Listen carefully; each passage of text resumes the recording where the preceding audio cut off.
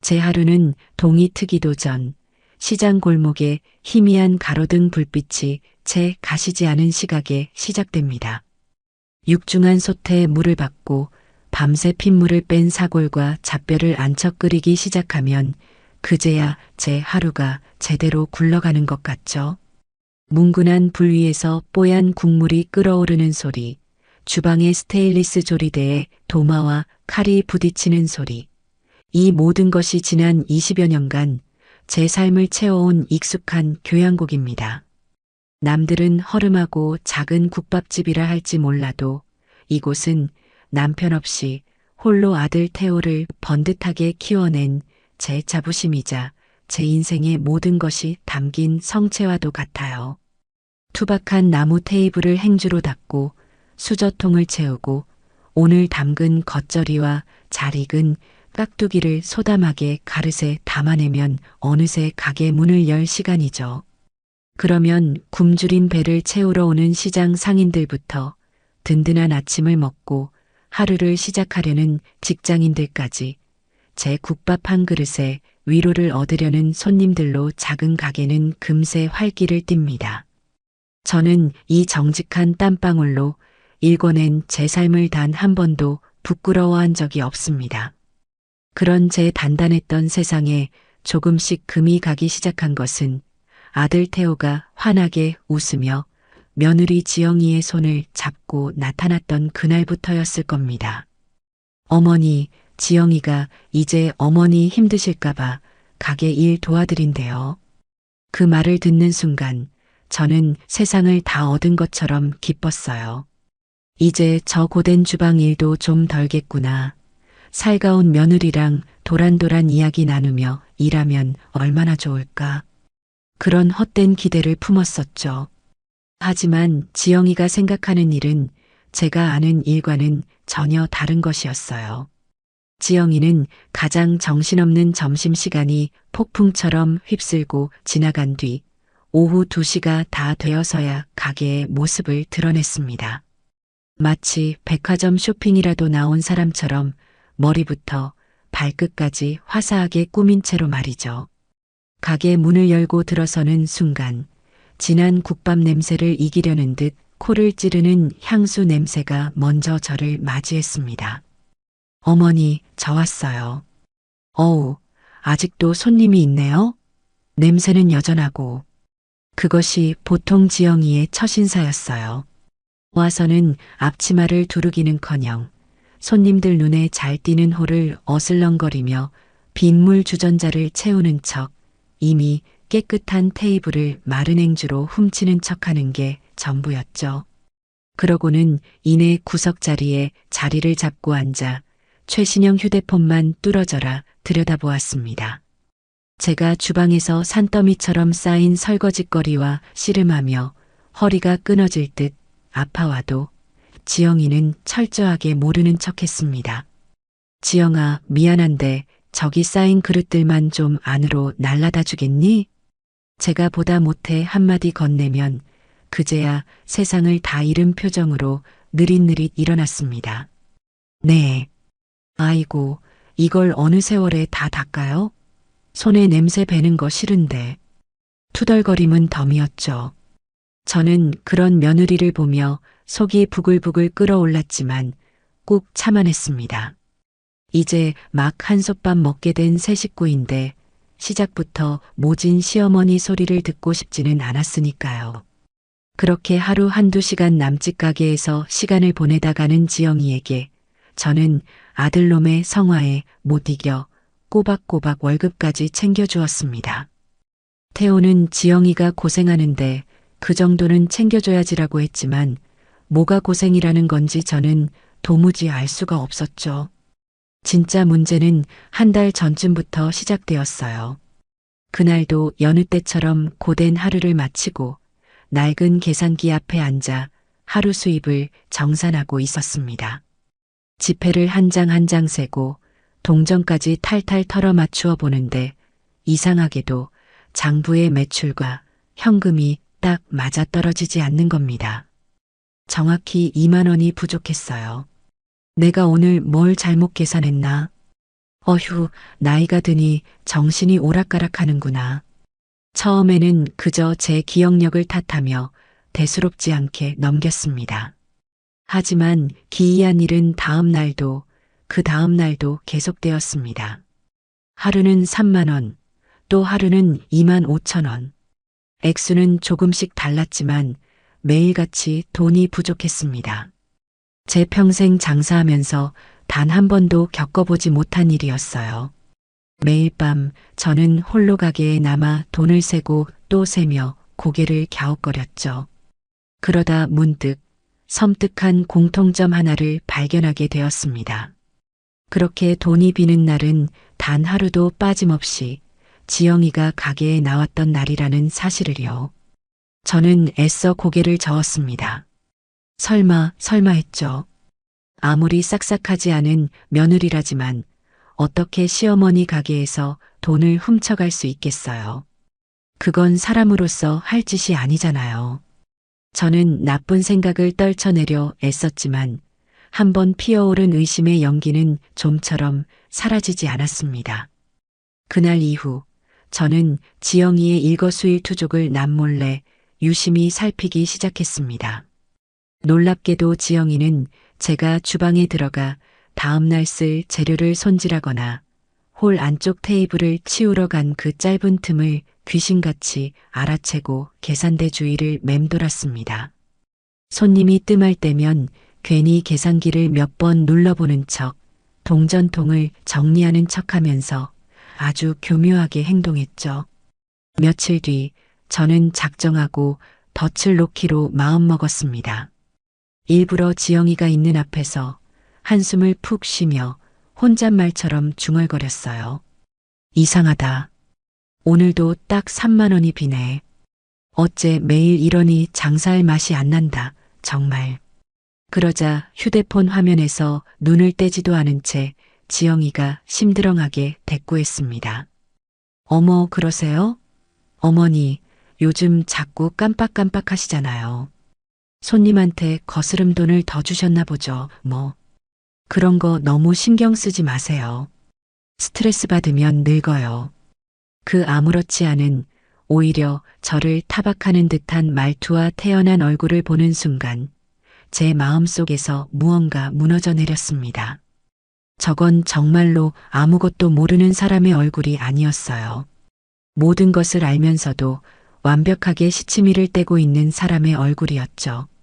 그날 밤 저는 가게에 홀로 남아뜬 눈으로 밤을 새웠습니다.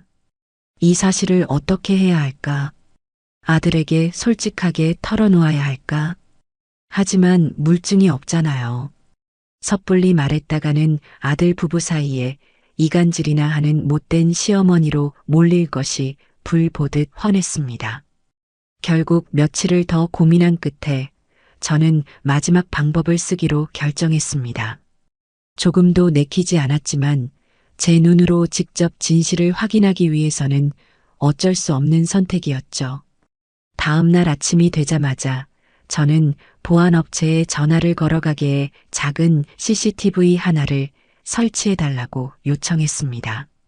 설치 기사는 점심시간이 끝난 뒤에 와서 30분도 안 되어 작업을 끝내고 돌아갔어요. 저녁 장사까지 모두 마치고 저는 태호에게 전화를 걸었습니다. 아들, 엄마 가게에 CCTV 하나 달았다. 수화기 너머로 아들의 귀찮음이 섞인 목소리가 들려왔어요. CCTV는 또 뭐하러요? 우리 가게에 뭐 훔쳐갈 게 있다고. 돈 아깝게. 요즘 세상이 하도 흉흉해야지.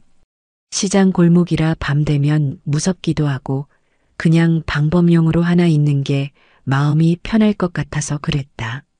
알아서 하세요. 근데 엄마 그런 거 달 돈 있으면 지영이 용돈이나 좀 더 줘요. 걔가 친구들 만나면 기죽는다고 엄마 가게 월급으로는 예쁜 옷 한 벌 사기도 힘들다고 맨날 하소연해요. 저는 그 말을 듣는 순간 말문이 턱 막혔습니다. 아들은 제 가게의 안전이나 제 걱정은 안중에도 없었어요. 오로지 자기 아내의 투정만이 중요한 아들이었죠. 저는 더 대꾸할 기운도 없어 알겠다고만 하고 전화를 끊었습니다. 텅 빈 가게에 홀로 남아 저는 천장 구석에 까맣게 자리 잡은 CCTV 렌즈를 물끄러미 올려다보았습니다. 저 작은 눈이 앞으로 제 삶을 얼마나 크게 뒤흔들어 놓을지 그때는 감히 짐작조차 할 수 없었죠. 다만 앞으로 아주 길고 힘든 싸움을 시작해야 할지도 모른다는 불길한 예감이 제 심장을 무겁게 짓누를 뿐이었습니다. 부디 제 모든 의심이 그저 늙은이의 기우이기를 저는 간절히, 정말 간절히 바랬습니다. CCTV를 달고 난 다음 날이었어요. 밤새 잠을 설친 탓에 몸은 솜이 물에 젖은 듯 무거웠지만 정신은 오히려 얼음물에 세수한 것처럼 맑아오더군요. 가게 천장 구석에 자리 잡은 작고 검은 렌즈가 꼭 저를 내려다보는 것만 같아 괜히 마음이 불편했죠. 제 손으로 단 물건인데도 꼭 제 삶의 한 구석을 들켜버린 기분이랄까요. 그날은 이상하게 지영이가 평소보다 훨씬 늦게 해가 뉘엿뉘엿 넘어갈 무렵인 3시가 다 되어 가게에 나타났어요. 어제 새로 한 게 분명한 화려한 손톱을 연신 호호 불어가며 들어서는 모습이 도저히 일하러 온 사람의 태도는 아니었죠. 어머니, 저 왔어요. 어우, 날씨는 왜 이렇게 더운지 몰라요. 가게는 에어컨을 틀어도 후덥지근하고 이러니 제가 맨날 피부가 뒤집어지죠. 오자마자 늘어놓는 불평을 한 귀로 흘려들으며 저는 말없이 고개만 까딱했어요.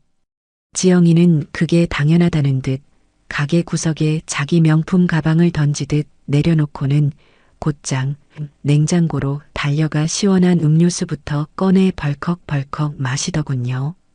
오늘따라 손님이 없었나 봐요. 가게가 텅 비었네.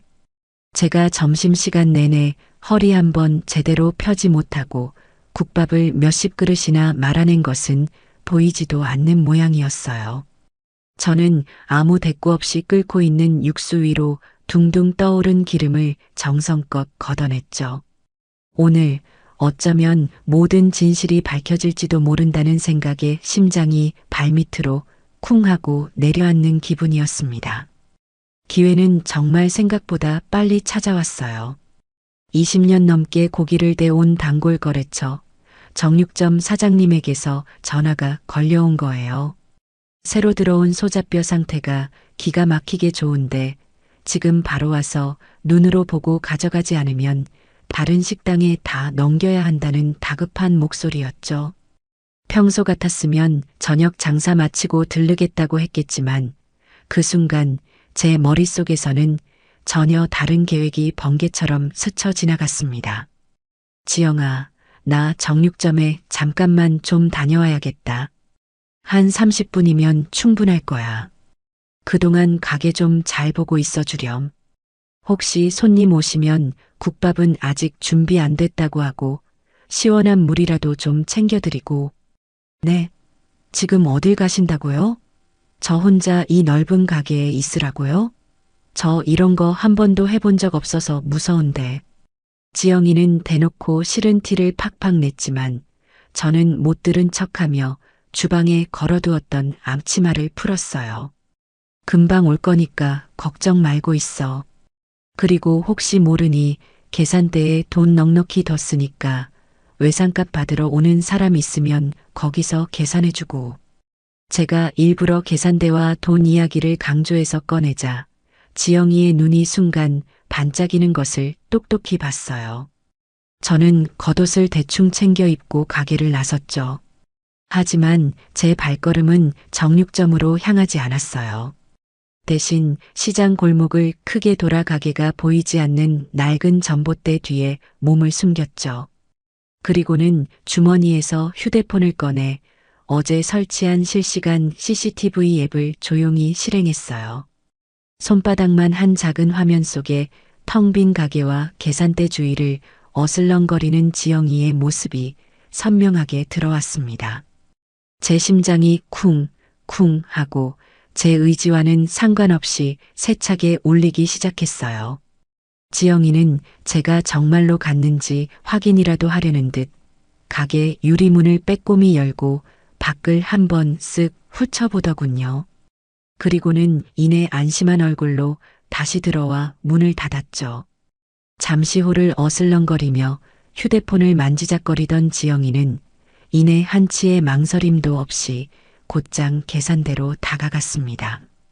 마치 자기 돈을 꺼내는 사람처럼 아주 자연스럽고 능숙하게 계산기 아래의 현금통을 열었어요. 지영이는 그 안에 있던 10,000원짜리와 50,000원짜리 지폐를 몇 장 세어보는 척하더니 그중 50,000원권 한 장과 10,000원권 2장을 재빨리 뽑아 자신의 하늘색 원피스 주머니 깊숙한 곳으로 찔러 넣었습니다. 너무나도 빠르고 익숙해서 오히려 비현실적으로 느껴지는 손놀림이었죠. 제 휴대폰 화면 속에서 벌어지고 있는 그 모든 장면이 꼭 현실이 아닌 텔레비전 드라마의 한 장면처럼 느껴졌어요. 가슴 한쪽이 얼음 송곳으로 쑤시듯 서늘하게 아려왔지만 이상하게 눈물은 한 방울도 나지 않았죠. 저는 앱을 닫고 휴대폰을 주머니에 넣었습니다. 그리고는 아무 일도 없었다는 듯 천천히 가게로 돌아갔죠. 가게 문을 열고 들어서자 지영이는 언제 그랬냐는 듯 다시 구석자리에 얌전히 앉아 휴대폰 게임에 열중하고 있었어요. 다녀왔다. 어머니, 벌써 오셨어요? 생각보다 빨리 오셨네요. 고기는 좋은 걸로 가져오셨어요? 세상 아무것도 모른다는 순진한 얼굴. 저는 그런 지영이를 보며 아무 말도 하지 않았습니다. 그저 제 예상이 틀리지 않았다는 서글픈 현실을, 그리고 제 손으로 직접 확인해 버렸다는 잔인한 사실을 조용히 받아들일 뿐이었죠. 그날 장사를 모두 마칠 때까지 저는 지영이에게 단 한마디도 먼저 말을 걸지 않았습니다. 밤이 깊어지고 저는 홀로 가게에 남아 굳게 셔터를 내렸습니다. 그리고는 의자를 가져와 계산대 앞에 앉았죠. 낮에 녹화된 그 문제의 영상을 다시 돌려보았습니다. 작은 휴대폰 화면으로 볼 때와는 달리 가게 컴퓨터의 커다란 모니터로 보니 지영이의 행동 하나하나가 더욱 적나라하게 보였어요. 돈을 훔치기 직전 혹시나 누가 볼까 싶어 주방 쪽과 가게 문 쪽을 번갈아 훔쳐보던 그 불안한 눈빛, 가리고 돈을 주머니에 넣고 나서 아무렇지 않은 척 오히려 당당한 표정으로 돌아서던 그 얼굴까지. 저는 그 영상을 조용히 제 개인 이메일과 휴대폰으로 옮겨 저장했습니다. 이제 누구도 부인할 수 없는, 돌이킬 수 없는 증거가 제 손안에 들어왔습니다. 다음 날 저는 작정하고 평소보다 훨씬 늦게 가게 문을 열었습니다. 일부러 지영이가 나타날 시간에 맞추어서였죠. 아니나 다를까 오후 2시가 조금 넘어 지영이가 커다랗게 하품을 하며 가게에 들어섰습니다. 어머니, 오늘은 왜 이렇게 가게 문을 늦게 여셨어요? 저 괜히 일찍 준비하고 나왔잖아요. 저는 대꾸하는 대신 지영이를 가게 안쪽 가장 구석진 테이블로 불렀습니다. 지영아, 이리 와서 잠깐만 앉아보렴. 너한테 꼭 보여줄 게 있어서 그런다. 제 목소리가 평소와는 다르게 낮고 차갑다는 것을 느꼈는지 지영이는 의아한 표정을 지으며 제 맞은편 의자에 털썩 앉았습니다. 저는 더 이상 아무 말 없이 어제 녹화해둔 그 영상을 지영이의 눈앞에서 소리 없이 재생시켰어요. 화면 속에서 자기 자신이, 그것도 아주 능숙하게 돈을 훔치는 장면을 본 지영이의 얼굴은 순식간에 새하얗게 질려버렸죠. 당황한 듯 입술을 잘근거리며 어쩔 줄 몰라 하던 것도 잠시 지영이의 눈빛이 순식간에 독하게 돌변하더군요. 갑자기 지영이는 테이블을 손으로 쾅 하고 내리치며 자리에서 벌떡 일어났습니다. 어머니, 지금 저를 의심하시는 거예요? 이런 걸 몰래 설치해서 저를 다 감시하고 계셨어요? 이거 엄연한 사생활 침해인 거 모르세요? 적반하장도 이런 적반하장이 없었죠. 저는 자리에서 일어나지 않은 채 차분한 목소리로 말했어요. 감시가 아니라 확인이란다. 이게 대체 어떻게 된 일인지 네 입으로 직접 설명을 좀 들어봐야겠다. 그러자 지영이는 기다렸다는 듯이 눈에 수도꼭지라도 단 것처럼 눈물을 뚝뚝 흘리기 시작했습니다. 세상에서 가장 억울한 사람이 된 것처럼 서럽게 목 놓아 울기 시작하는 모습이 꼭 전문 배우 같았죠. 어머니, 정말 너무하세요. 제가 잠깐 급한 일이 생겨서 돈이 필요해서 빌린 거예요. 나중에 조용히 다시 채워 넣으려고 했다고요. 그런데 고작 이 돈 몇 푼 없어진 것 때문에 저를 이렇게 범죄자 취급하고 도둑으로 몰아가세요? 제가 시집 온 이후로 어머니한테 그렇게 미운 털이 박히셨어요? 빌렸다는 그 뻔뻔하기 짝이 없는 거짓말에 저는 기가 막혀 헛웃음이 절로 나왔어요. 지영아, 지난 한 달 동안 거의 매일같이 가게 돈이 비었다. 그럼 그것도 전부 네가 급한 일이 있어서 빌려간 것이니? 제 날카로운 추궁에 더 이상 할 말이 막혔는지 지영이는 더 크게 울부짖기 시작했습니다. 됐어요. 어머니랑은 더 이상 말이 안 통하네요. 저 이렇게 의심받으면서는 이 집 며느리 노릇 더러워서 못 해먹겠어요. 지영이는 그대로 자기 가방을 낚아채듯 챙겨 들고는 가게를 뛰쳐나갔습니다. 저는 그런 며느리의 뒷모습을 붙잡지 않았죠. 잠시 후 제 휴대폰이 마치 발작이라도 하듯 미친 듯이 울리기 시작했습니다. 화면에는 내 아들이라는 이제는 너무나도 낯설게 느껴지는 이름이 떠 있었죠. 저는 길게 심호흡을 한번 하고 조용히 통화 버튼을 눌렀습니다. 수화기 너머로 이성을 완전히 잃어버린 아들의 고함이 제 귀를 후벼 팠습니다. 엄마, 지영이한테 대체 무슨 짓을 한 거예요?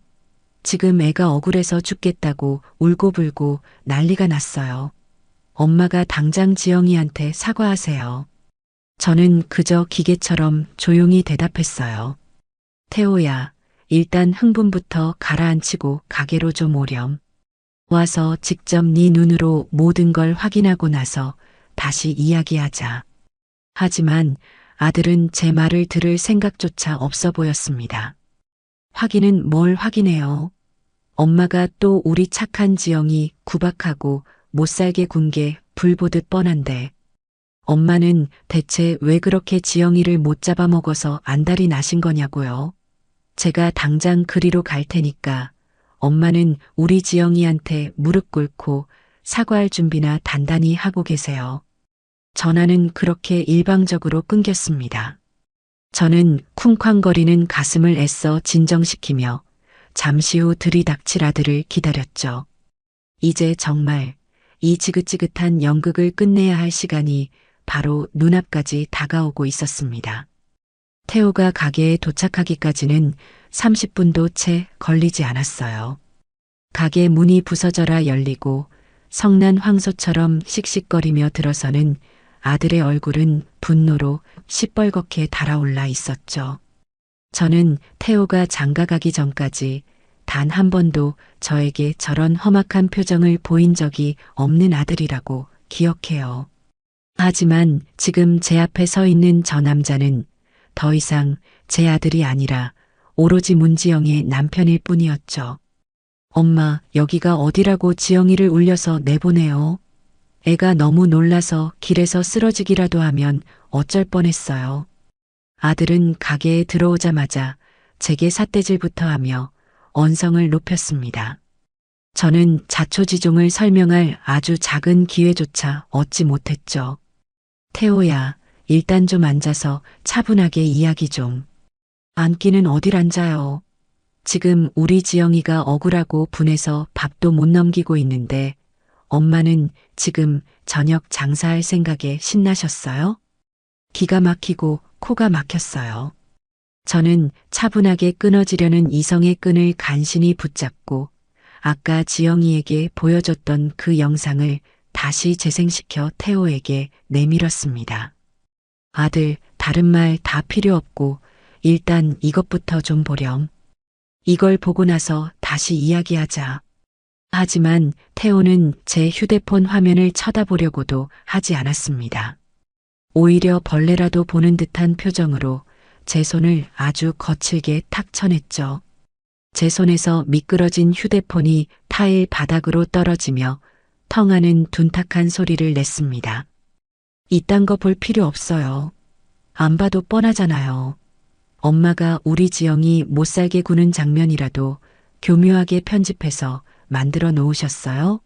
엄마, 저한테 정말 실망이에요. 어떻게 한 가족이 된 사람을 그렇게 못 믿으세요? 못 믿는 게 아니라 이게 사실이니까. 사실은 무슨 놈의 사실.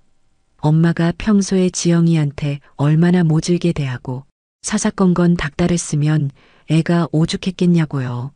가게에서 돈 몇 푼 사라졌으면 엄마가 그냥 모르는 척 채워넣으면 그만이지. 그걸 굳이 애를 잡아서 돈내 망신을 줘야 했어요? 아들의 입에서 쏟아져 나오는 말들은 날카로운 유리 조각이 되어 제 심장에 하나하나 박히는 것 같았어요. 아, 내 아들놈은 이미 정상이 아니구나.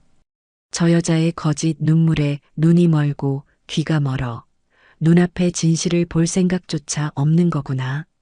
저는 바닥에 나뒹구는 휴대폰을 주워들 생각도 하지 못한 채 그저 제 아들의 얼굴을 멍하니 바라보았습니다. 제 침묵을 긍정의 의미로 받아들인 건지 태호는 더욱 기세등등하게 저를 몰아세웠어요. 왜 아무 말이 없으세요? 이제 와서 좀 미안한 마음이 드세요? 우리 지영이 겉으로는 강한 척해도 속은 엄청 여려서 상처 한번 받으면 정말 오래가는 애란 말이에요. 엄마 때문에 우리 애한테 무슨 문제라도 생기면 제가 엄마 절대로 용서 못할 줄 아세요. 우리 애라니요. 마치 제가 자기 아내를 잡아먹으려는 호랑이 시어머니라도 되는 것처럼 말하는 아들의 모습에 마지막까지 남아있던 아주 작은 정마저 산산조각 나는 기분이었습니다. 저는 마지막으로, 정말 마지막으로 아주 작은 기대를 걸고 아들에게 물었어요. 태호야, 그래서 너는 지금 네 엄마 말은 단 한마디도 들어보지 않고 무조건 네 아내의 눈물 섞인 말만 믿겠다는 거니? 그 질문에 태호는 1초의 망설임도 없이 오히려 당연하다는 듯이 대답했습니다. 당연하죠. 제가 죽도록 사랑해서 결혼한 제 아내잖아요. 엄마는 평생을 같이 살아온 가족이고 지영이는 제가 이제부터 평생을 책임지고 지켜줘야 할 여자라고요. 그 말을 듣는 순간 저는 모든 것을 포기했어요. 더 이상의 대화는 아무런 의미가 없었죠. 태호는 이내 제게 최후 통첩이라도 하듯 말했습니다. 제 아내를 울리는 사람은 그게 엄마라고 해도 저는 용서 못해요. 당장 지영이한테 가서 무릎 꿇고 진심으로 사과하세요. 만약 그렇게 못하시겠다면 저도 다시는 엄마 얼굴 볼 생각 없습니다. 저는 그 가짜는 협박에 아무런 대답도 하지 않았습니다. 그저 제 배 아파 낳은 저 어리석고 가여운 아들을 조용히 바라볼 뿐이었죠. 제 침묵에 더욱 화가 머리끝까지 치민 것일까요? 이성을 완전히 상실해버린 태호는 갑자기 제 앞으로 성큼 다가서더니 다짜고짜 오른손을 높이 들어 올렸습니다. 그리고 다음 순간 짝 하는 귀가 먹먹해질 정도로 날카로운 파열음과 함께 제 왼쪽 뺨에 불덩이가 떨어진 듯한 통증이 느껴졌습니다. 세상이 한순간 멈추는 것 같았어요. 가게 안의 모든 소음이 사라지고 제 귀에서는 윙하는 날카로운 이명만이 끝없이 맴돌았죠. 제 아들의 손바닥이, 제 평생을 바쳐 키워낸 아들의 손이 제 뺨을 세차게 내리쳤습니다. 제 평생, 먼저 세상을 떠난 제 남편에게도 맞아본 적 없는 뺨을 제 아들의 손에 맞은 겁니다. 충격으로 몸이 심하게 휘청거렸지만 저는 넘어지지 않으려 필사적으로 다리에 힘을 주고 버텼습니다. 고개가 돌아갔던 방향 그대로 저는 한동안 멈춰 서 있었습니다. 뺨에 타는 듯한 통증보다 심장이 갈기갈기 찢어지는 듯한 고통이 훨씬 더 컸습니다. 하지만 이상하게도 눈물은 나오지 않았어요. 오히려 머릿속이 얼음장처럼 차갑게 식으면서 복잡했던 모든 상황이 놀라울 정도로 명료하게 정리되기 시작했죠. 저는 천천히 고개를 돌려 다시 아들을 마주 보았어요. 아들은 자기가 방금 무슨 짓을 저질렀는지 스스로 깨달았는지 아니면 제 반응에 놀란 건지 살짝 당황한 얼굴로 저를 보고 있었습니다. 하지만 그 얼굴 어디에서도 미안함이나 후회 같은 감정은 단 한 조각도 찾아볼 수 없었죠. 저는 아무런 감정이 실리지 않은 제 자신도 놀랄 만큼 차분하고 냉정한 목소리로 입을 열었습니다. 그래, 이게 네 진심이구나. 아주 잘 알겠다. 그 말을 끝으로 저는 더 이상 아들을 쳐다보지 않았습니다.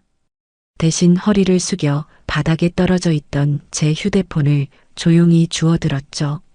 다행히 액정은 깨지지 않았더군요. 저는 휴대폰에 묻은 먼지를 손으로 툭툭 털어냈습니다. 그리고는 가게 출입문을 턱으로 가리키며 말했어요. 이제 볼일 다 끝났으면 그만 돌아가라.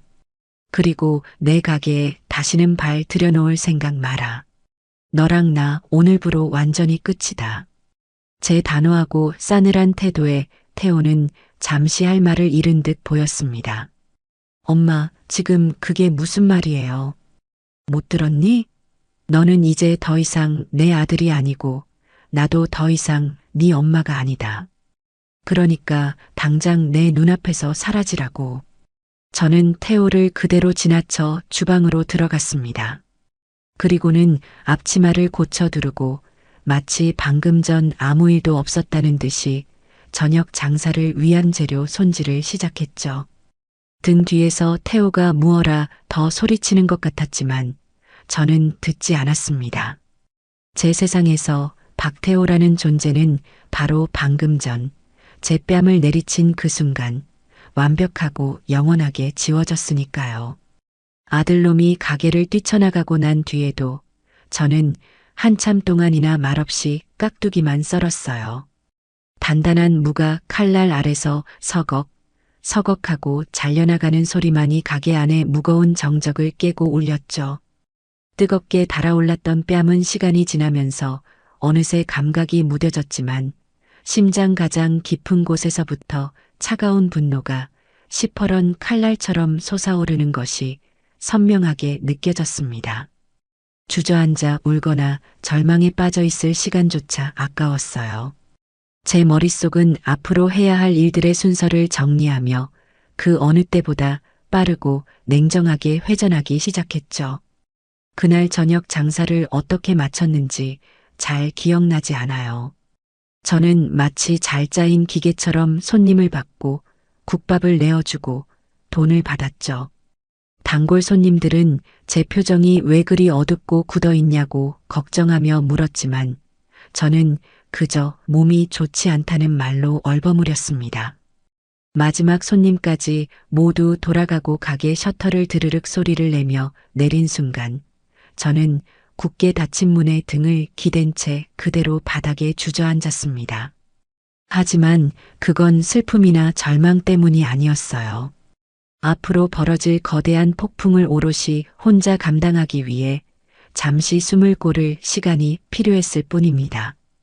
저는 자리에서 일어나 지난 20년간 단 한 번도 제대로 사용한 적 없던 가게 안쪽의 작은 창고 방으로 들어갔습니다.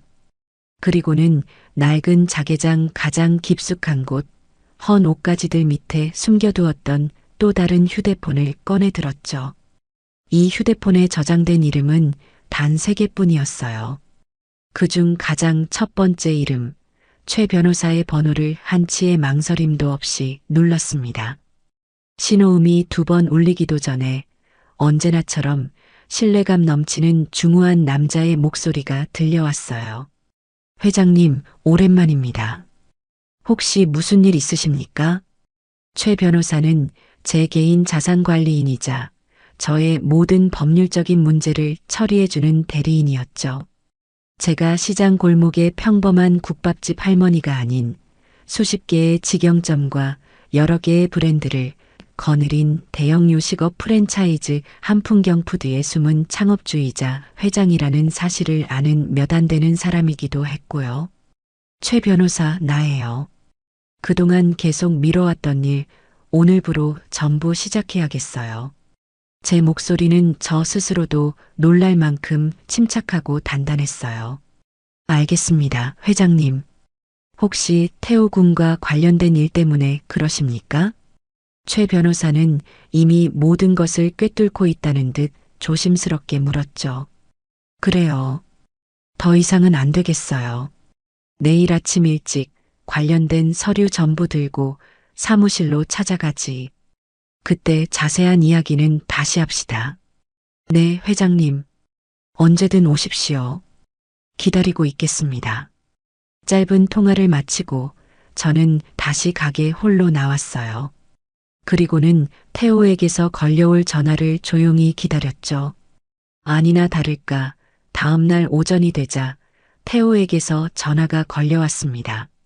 제가 먼저 연락해서 빌 줄 알았는데 아무런 소식이 없으니 제 풀에 궁금해지고 초조해진 모양이었죠.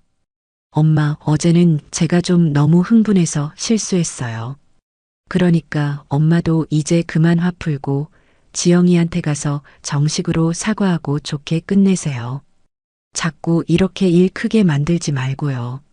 수화기 너머로 들려오는 아들의 목소리에는 자신의 잘못에 대한 반성이나 죄책감은 단 한 톨도 담겨 있지 않았습니다. 오히려 이 모든 사태의 책임을 제게 떠넘기며 저를 가르치려 드는 그 오만한 태도에 실소가 터져 나왔죠. 제가 자기 아내에게 사과를 해야 이 모든 일이 해결된다고 굳게 믿고 있는 저 어리석음. 생각 좀 해보겠다. 저는 그 말만 차갑게 남기고 전화를 끊어버렸습니다. 더 이상 저놈의 목소리를 듣고 있을 이유도 가치도 없었으니까요. 저는 가게 문에 개인 사정으로 금일 하루 쉽니다라는 팻말을 큼지막하게 써서 걸어 잠그고 곧바로 택시를 잡아타고 시내 중심가에 있는 제 주거래 은행의 VIP 지점으로 향했습니다. 그리고는 제 개인 금고를 열었죠. 번쩍이는 금괴나 현금 다발 대신 그 안에는 지난 수십 년간 제가 피와 땀을 흘려 이룩한 모든 것의 증거들이 차곡차곡 잠들어 있었습니다. 가장 먼저 꺼내든 것은 태호 부부가 지금 살고 있는 강남의 최고급 주상복합 아파트 등기부등본이었어요. 태호는 제가 그 집을 큰맘 먹고 사줬다고 알고 있지만 사실 그 아파트의 진짜 소유주는 제 개인 명의가 아닌 제 회사 한풍경푸드의 법인 명의로 되어 있었죠. 태호는 그저 회사에서 복지 차원으로 제공하는 사택에 월세 한 푼 내지 않고 편하게 살고 있었을 뿐입니다. 다음으로 꺼내든 서류는 태호가 매일같이 자기 몸보다 더 아끼며 자랑하고 다니는 독일제 고급 외제차의 리스 계약서였습니다. 역시나 계약 당사자는 한풍경푸드 법인이었고 매달 나가는 수백만 원의 리스료와 비싼 보험료는 모두 제 회사 법인 카드에서 자동으로 결제되고 있었죠. 태호는 그 차가 온전히 자기 소유인 줄 알고 있지만 그는 그저 회사 차량을 잠시 개인 용무로 몰고 다니는 운전기사에 불과했던 거예요. 마지막으로 지영이가 백화점 VIP 라운지를 제 집 드나들 듯하며 물 쓰듯 긁어대던 가족 카드 발급 내역서와 지난 1년간의 사용 명세서를 꼼꼼하게 챙겼습니다. 그 카드 역시 제 법인 명의로 발급된 것이었고 모든 법적 책임은 대표이사인 제게 있었죠. 저는 그 자리에서 곧바로 은행의 프라이빗 뱅킹 담당 지점장에게 전화를 걸었습니다. 지점장님, 저예요. 지금 즉시 제 법인카드에 연결되어 있는 가족카드 전부 사용 정지시켜 주세요. 일시 정지 말고 영구 정지로요. 서류 가방을 묵직하게 채운 저는 곧장 최 변호사의 사무실로 향했습니다. 거대한 통유리창 너머로 도시의 화려한 전경이 한눈에 내려다 보이는 펜트하우스 사무실에서 최 변호사는 이미 모든 준비를 마친 채 저를 기다리고 있었죠. 회장님 오셨습니까? 저는 가방에서 서류 뭉치들을 꺼내 그의 넓은 원목 테이블 위에 펼쳐 놓았어요. 그리고 어제 있었던 모든 일을 제 뺨에 희미하게 남은 손자국까지 포함하여 아주 담담하고 객관적으로 설명했죠. 제 이야기를 듣는 내내 굳은 표정을 유지하던 최 변호사는 모든 설명이 끝나자 깊은 한숨을 내쉬며 말했습니다. 결국 회장님께서 가장 우려하시던 일이 현실이 되었군요. 그래서 앞으로 어떻게 진행하기를 원하십니까? 저는 창밖의 높은 빌딩 숲을 바라보며 대답했어요. 가장 먼저 저 아파트에서 두 사람을 당장 끌어내야겠어요. 법적으로 우리가 취할 수 있는 가장 빠르고 확실한 방법으로 진행해 주세요.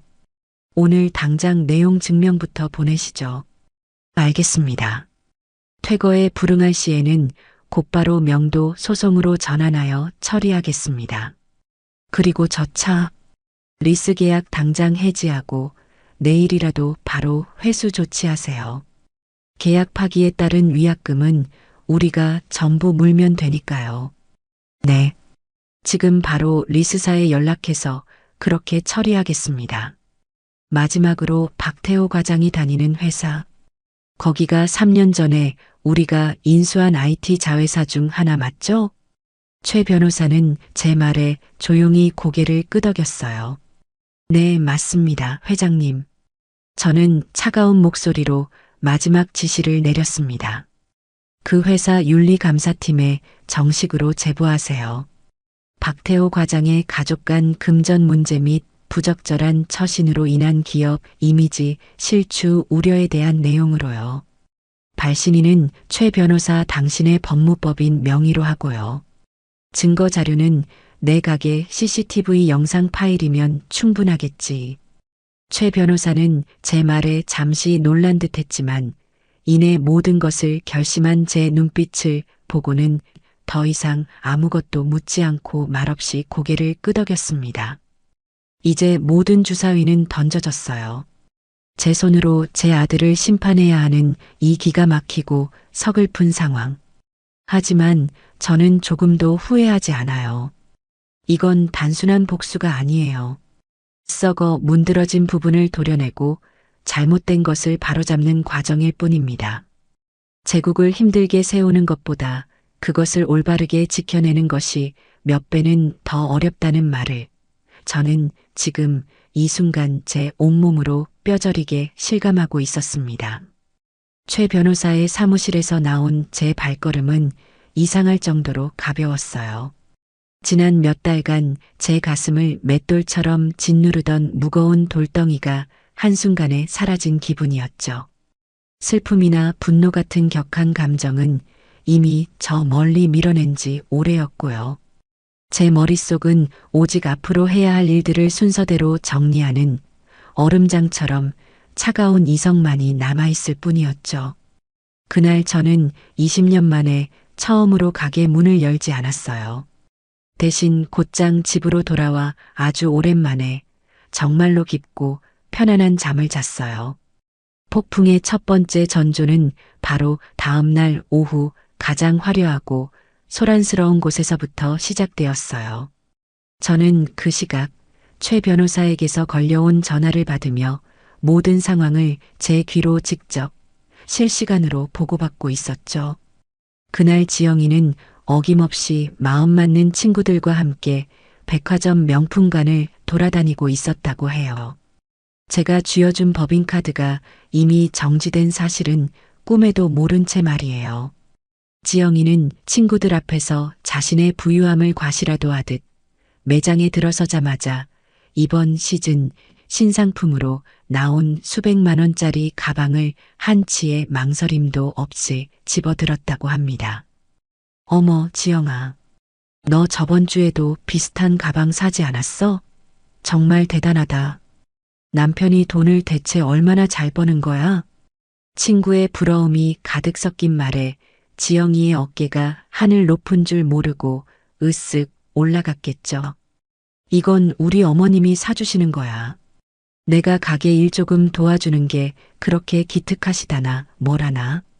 솔직히 귀찮아 죽겠는데 자꾸 이렇게 비싼 걸 사주시니까 어쩔 수 없이 가끔 나가주는 거지 뭐. 제 흉을 보면서 자기 자신을 포장하는 그 뻔뻔함. 지영이는 의기양양한 표정으로 가방을 들고 계산대로 향했고 지갑에서 아주 익숙하게 제 카드를 꺼내 점원에게 건넸다고 해요. 일시불로 해주세요. 하지만 잠시 후 점원의 표정이 미묘하게 굳어지기 시작했죠. 고객님, 정말 죄송하지만 카드 한도 초과라고 나오는데요. 지영이는 어이가 없다는 듯 코웃음을 치며 대꾸했다고 하죠. 한도 초과요? 그게 무슨 말도 안 되는 소리예요. 이 카드는 한도 같은 거 없는 카드예요. 기계가 잘못됐나 본데 다시 한번 제대로 긁어봐요. 점원은 몇 번이고 다시 카드를 단말기에 긁었지만 결과는 마찬가지였어요. 주변에서 쇼핑하던 사람들과 친구들이 수군거리는 시선이 느껴지자 지영이의 얼굴이 슬슬 토마토처럼 붉어지기 시작했대요.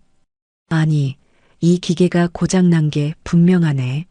답답하게 카드사에 직접 전화해서 확인 좀 해봐요. 우리 어머님이 어떤 분이신 줄 알고 감히.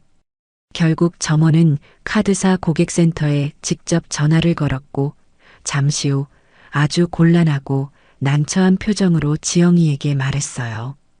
고객님, 정말 죄송합니다만 확인해 본 결과 카드 소유주 본인의 직접적인 요청으로 이 카드는 어제 날짜로 영구 사용 정지 처리가 되었다고 합니다. 그 말을 듣는 순간 지영이의 얼굴은 잘 닦은 백자처럼 새하얗게 질려버렸다고 해요. 영구 정지라는 말이 무슨 뜻인지 모를 리가 없었겠죠. 친구들은 애써 안타까운 척 등을 토닥이며 위로했지만 그들의 눈에는 숨길 수 없는 조롱과 고소함이 가득했다고 합니다. 결국 지영이는 그토록 갖고 싶어 하던 비싼 가방을 계산대 위에 도로 올려놓고 불타는 얼굴로 매장을 뛰쳐나올 수밖에 없었죠. 그날 저녁 저는 최 변호사로부터 카드 정지 이후 지영이가 평소 즐겨 찾던 고급 레스토랑과 피부 관리실에서도 결제를 시도하다가 연달아 망신을 당했다는 추가적인 보고를 전해 들었어요. 두 번째 타격은 당연히 그 남편인 태호에게로 향했죠. 그 시각 태호는 회사에서 중요한 프레젠테이션을 아주 성공적으로 막 끝내고 한껏 자신감에 찬 얼굴로 퇴근 준비를 하고 있었을 거예요.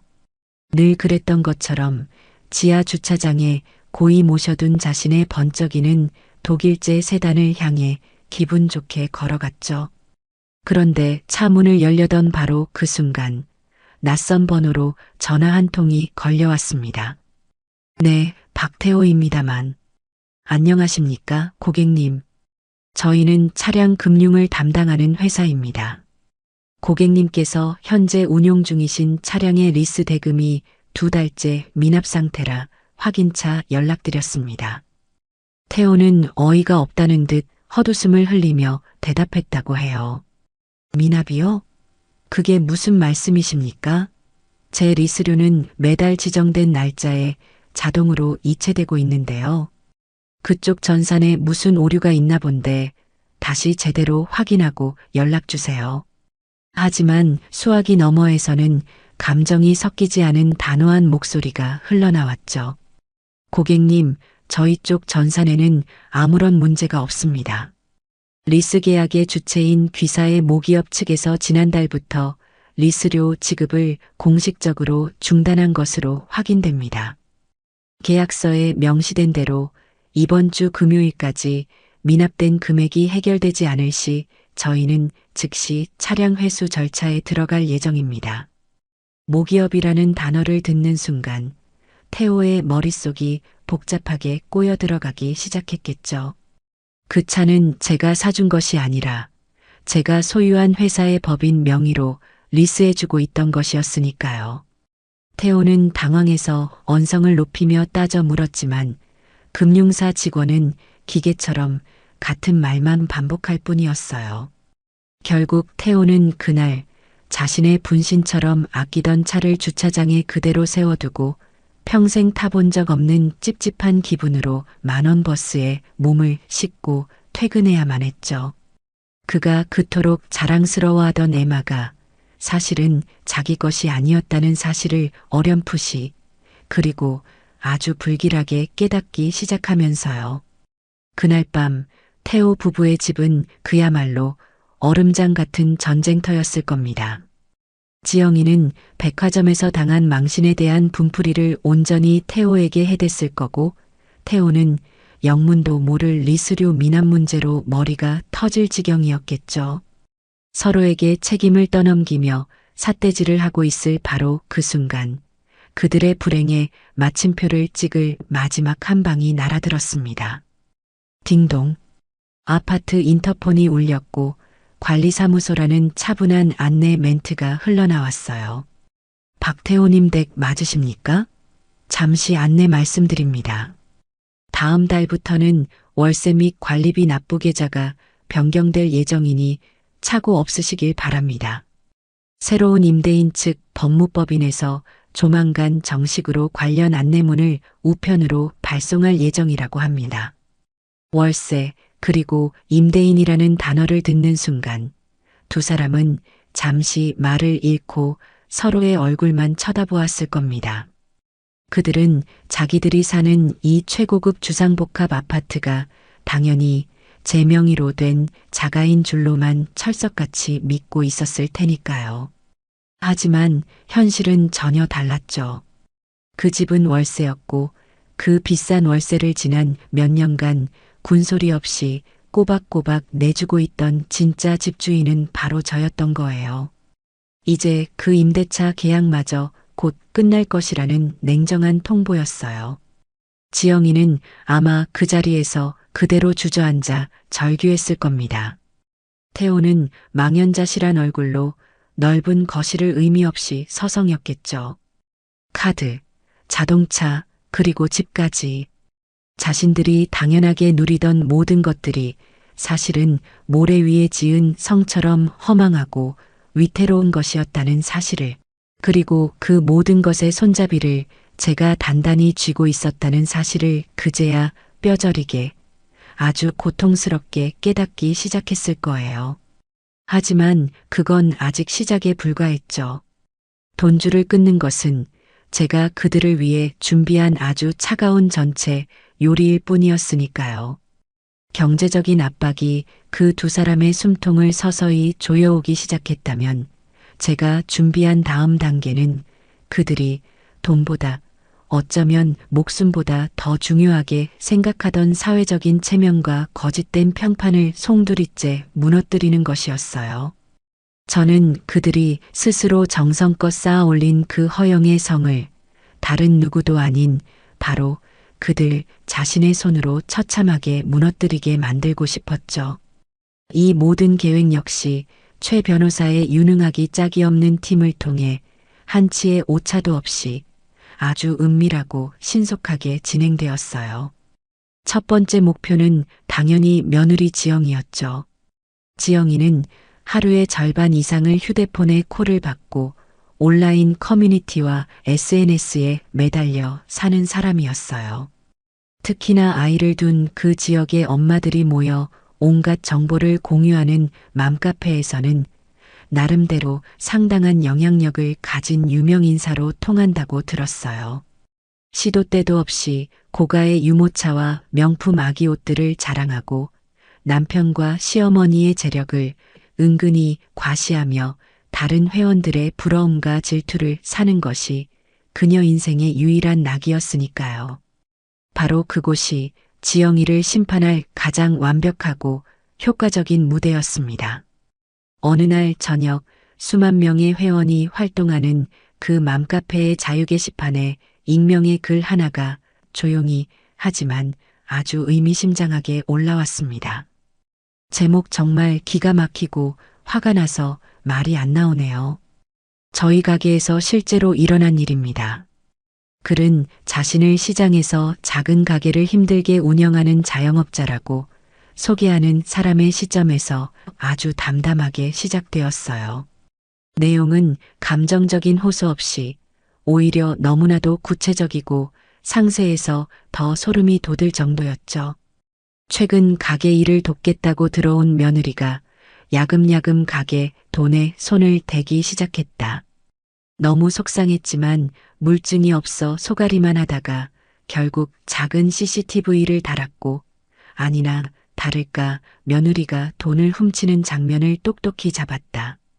며느리에게 조용히 영상을 보여주며 타이르자 오히려 자신을 파렴치한 도둑으로 모함한다며 눈물로 호소했고 그 거짓 눈물을 그대로 믿은 아들이 가게로 달려와 자기 늙은 어머니에게 차마 입에 담을 수 없는 막말과 함께 손찌검까지 했다는 내용이었어요. 그리고 글의 마지막에는 결정적인 증거 사진 한 장이 첨부되어 있었죠. 바로 제 가게 CCTV 화면을 캡처한 사진이었어요. 물론 지영이의 얼굴은 누구인지 전혀 알아볼 수 없도록 두꺼운 모자이크 처리가 되어 있었죠. 하지만 저는 최 변호사에게 아주 중요한 지시를 하나 내렸었어요. 지영이가 그날 들고 있던 국내에 몇 개 들어오지도 않은 한정판 명품 가방과 그녀가 평소 SNS에 시계처럼 자랑하던 독특한 디자인의 고가 팔찌만큼은 절대로 모자이크 처리하지 말라고요. 그 글은 게시판에 올라온 지 1시간도 되지 않아 수백 개의 댓글이 달리며 폭발적인 반응을 불러일으켰습니다. 세상에 아들이 늙은 어머니를 때리다니. 정말 인간도 아니다. 며느리가 완전 싸가지네. 저런 며느리는 당장 머리끄덩이 잡아서 내쫓아야지. 처음에는 익명의 사건에 함께 분노하던 댓글들이 어느 순간부터 전혀 다른 방향으로 흐르기 시작했어요. 그런데 저 사진 속 가방이랑 팔찌 어디서 많이 본 것 같은데? 헐 대박. 설마요. 우리 아파트 사는 맘 아니에요? 지난번에 백화점 가서 저 가방이랑 똑같은 거 샀다고 게시판에 사진까지 올리면서 자랑했었는데 사진 속 여자 옷차림도 어제 어떤 맘이 자기 SNS에 올린 옷이랑 완전 똑같아요. 소름 돋아. 누군가가 던진 작은 의심의 조각이 맞춰지기 시작하자 카페는 그야말로 발칵 뒤집혔습니다. 지영이와 평소 가깝게 지내며 댓글을 주고받던 회원들까지 나서서 사진 속 주인공이 그녀가 맞다고 증언하기 시작했죠. 지영이가 과거에 올렸던 온갖 자랑 글들이 하나둘씩 성지순례라는 이름으로 재소환되었고 그녀가 했던 모든 말들이 거짓과 허영으로 덕지덕지 포장된 것이었음이 만천하에 드러났어요. 그녀를 동경하고 부러워하던 시선은 순식간에 경멸과 조롱으로 바뀌었습니다. 지영이는 뒤늦게 글을 보고 자신의 모든 SNS 계정을 비공개로 전환했지만 이미 엎질러진 물이었죠. 그녀는 자신이 여왕처럼 군림하던 그 온라인 세상 속에서 하루아침에 시어머니 가게 돈이나 훔치고 남편 시켜서 사람까지 치게 만드는 파렴치한 여자로 낙인 찍히고 말았습니다. 다음 차례는 당연히 제 아들 태호였죠. 태호는 비록 그 인성은 바닥을 기었지만 나름대로 번듯한 IT 기업의 과장으로 일하며 회사 내에서는 일 잘하고 유능한 인재로 평가받고 있었죠. 그 회사에서의 평판과 직급이 그의 마지막 남은 자존심이라는 것을 저는 누구보다 잘 알고 있었습니다. 바로 그날 오전에 태호가 다니는 회사의 윤리감사팀 전체 이메일함으로 한 통의 아주 공식적인 메일이 발송되었어요. 발신인은 국내에서 최고로 손꼽히는 이름만 대면 누구나 아는 대형 법무법인 바로 최 변호사의 회사였죠. 제목 귀사 소속 직원 박태호 과장의 가족 간 금전 문제 및 부적절한 처신에 대한 심각한 우려 표명 및 내부 감사 요청.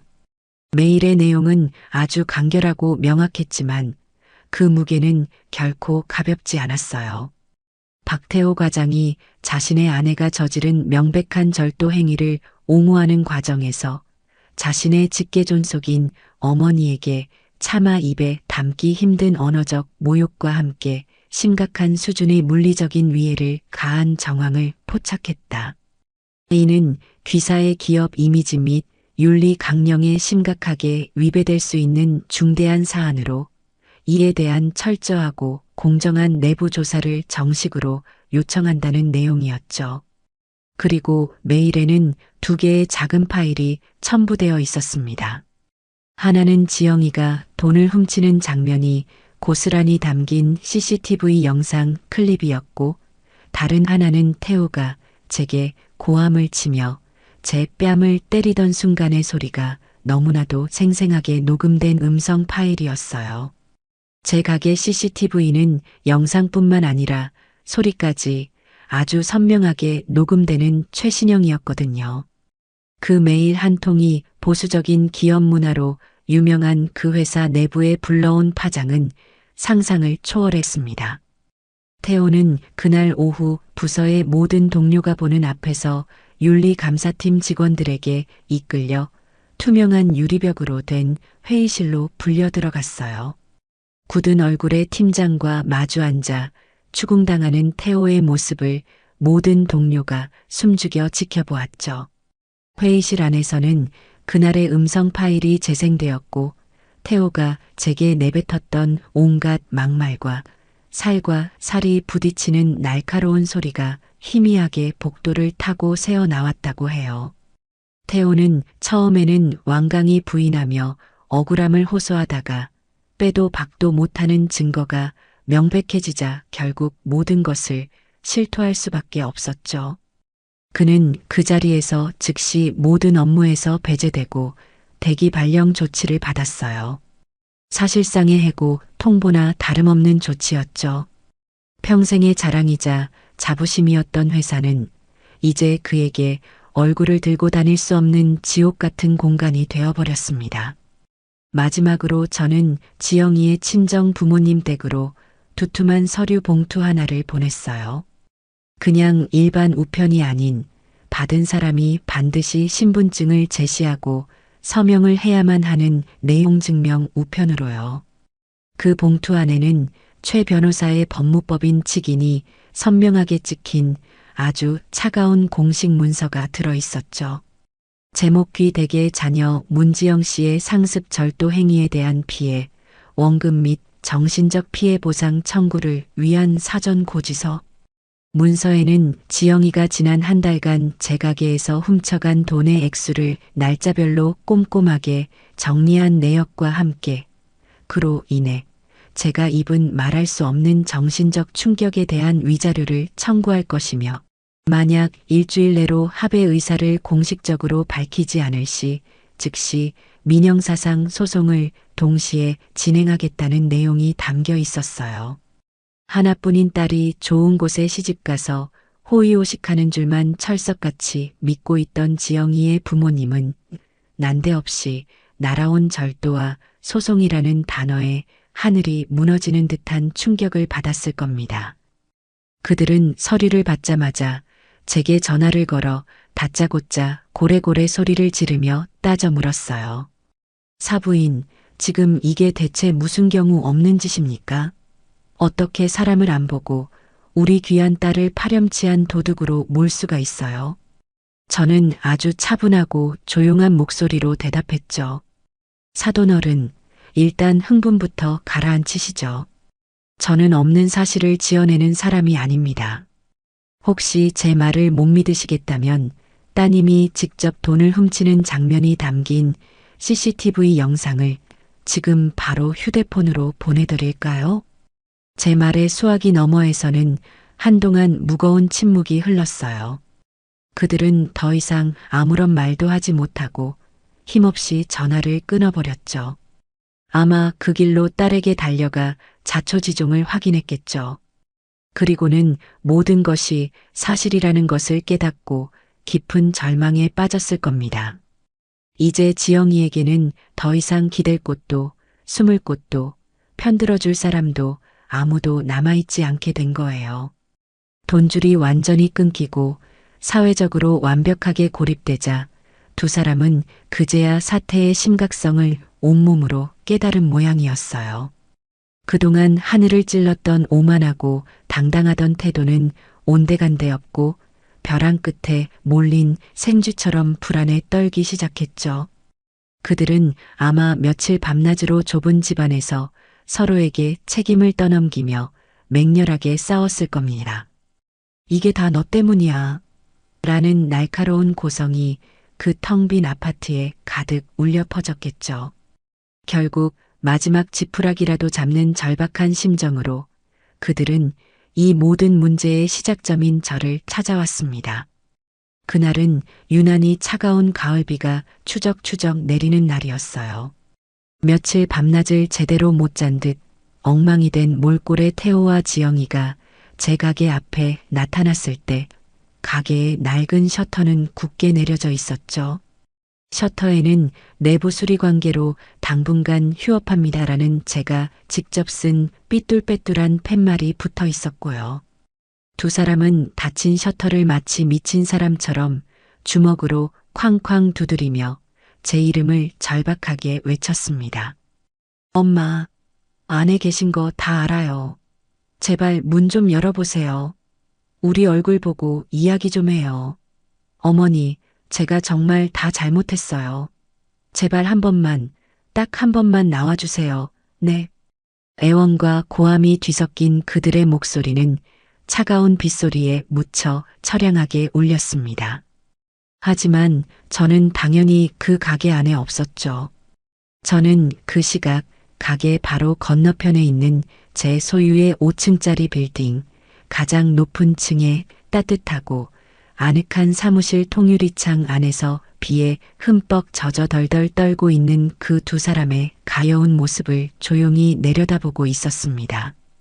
한참 동안이나 닫힌 셔터를 두드리며 소란을 피우던 그들의 앞에 번쩍이는 검은색 대형 세단 한 대가 물보라를 일으키며 소리 없이 미끄러져 와 멈춰 섰습니다. 차에서 내린 사람은 고급스러운 맞춤 정장을 완벽하게 차려입은 최 변호사였어요. 그는 커다란 검은 우산도 없이 비를 맞고 있는 두 사람에게 천천히 다가가 정중하지만 그 무엇보다 단호한 목소리로 물었죠. 박태호 씨와 문지영 씨 되십니까? 갑작스럽게 나타난 낯선 남자의 등장에 두 사람은 경계심 가득한 눈으로 그를 쳐다보았어요. 누구신데요? 저는 박순자 회장님의 법률 대리인 최민준 변호사입니다. 회장님께서 두 분을 만나길 원하십니다. 하지만 여기 이런 곳에서는 아닙니다.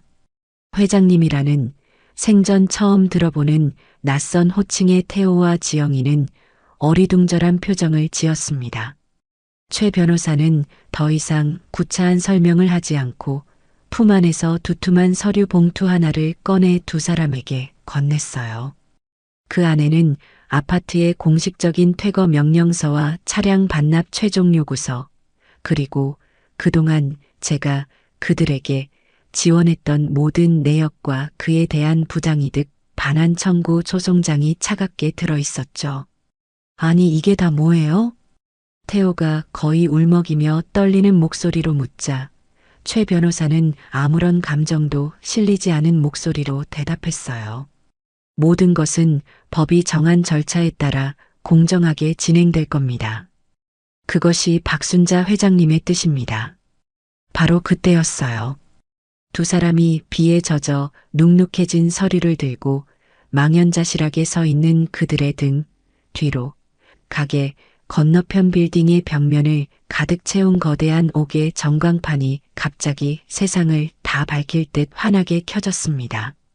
지금까지는 마치 죽은 것처럼 까맣게 꺼져 있던 전광판이었죠.